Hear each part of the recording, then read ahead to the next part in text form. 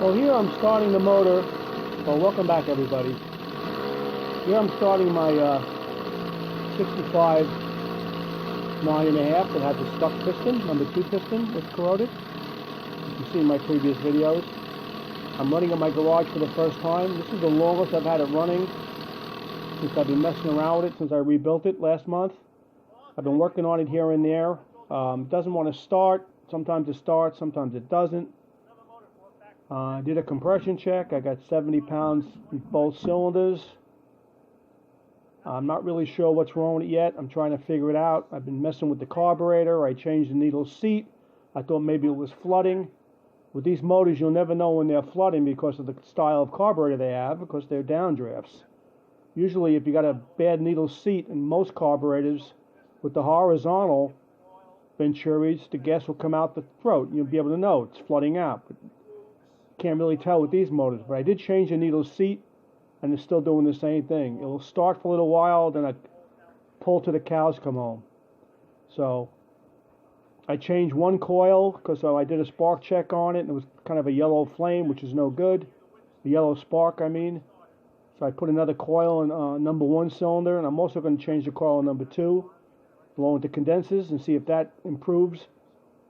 Maybe it's 1 cylinder problem here, and a lot of times until you dial a motor in and run it after you rebuild it, you just got to let it run a little bit. You know, get everything to kind of seat, the wings to seat a little bit, and everything just even out. Well, here I'm getting ready to test run the motor the second time. This time I'm going to run it in water. I slapped another low unit on it with a new water pump, and it needs to be painted. It's a Johnson low unit from around 1970, I think it is. But everything looks good, and I'm ready to start it up. Let's see what happens.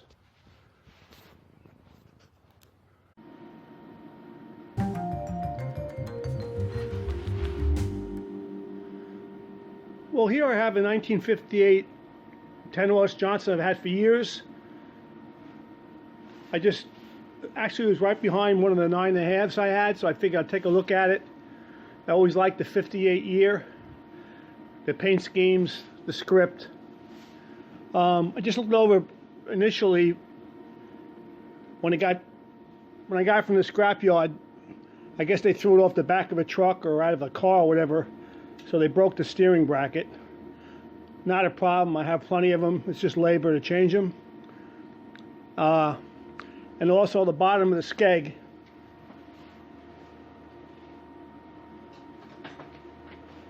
Took a chunk out of the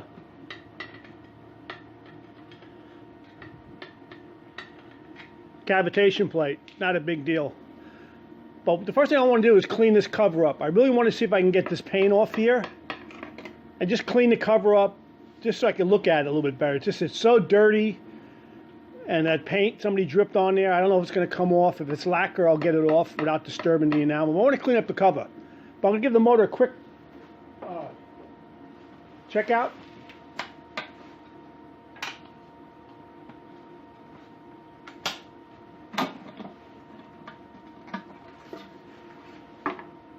It's actually got the rubber strap on the top here, which is nice. It's missing the high-speed knob. That's not a big deal. Not in Glenn's world of outboard parts here.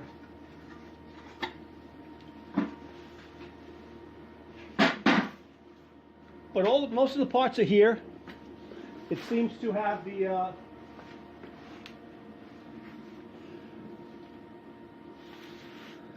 rubbers are here. All the parts are on this side of here. The rubber pieces up here. Missing the high-speed knob. That's it. Choke knob is there. That's missing one rubber bullet on this side. It shifts. So the worst, the twist band is missing. Fast and slow speed. That's it pretty much. But it's not seized. Next thing I do is pop the flywheel off, the recoil off, and inspect the points through the flywheel. So the 3 recoil screws came out easy. That's a good sign. And the 4 screws that hold the inspection plate. But it's got the original coils in it. They're cracked. And the original old style paper condensers. So it definitely needs coils and condensers, and just hopefully polish the points. We'll see how bad they are.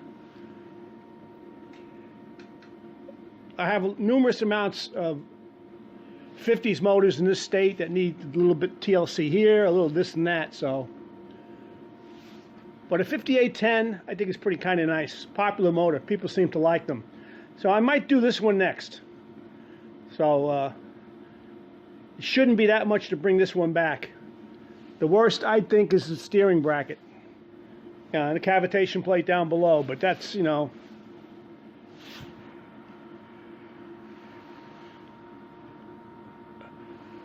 could do a quick fix on that too, just change the gear case, but we'll see. The Outboy Tinkerer is contemplating. What do you think? Should I do it?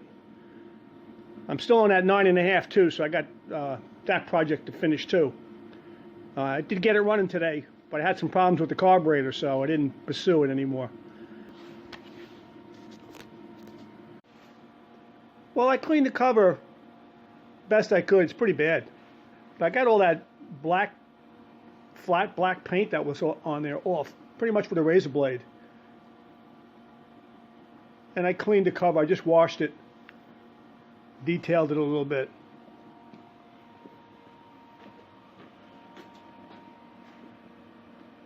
Bad's not too bad shape. This side's in a little better shape than the other side.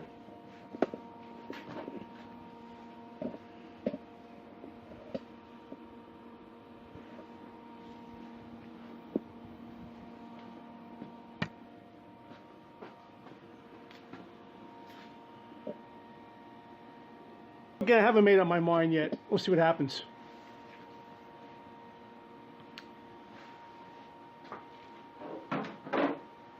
I mean, she pulled, she's got compression. Just been sitting for years. Pretty much the same old story.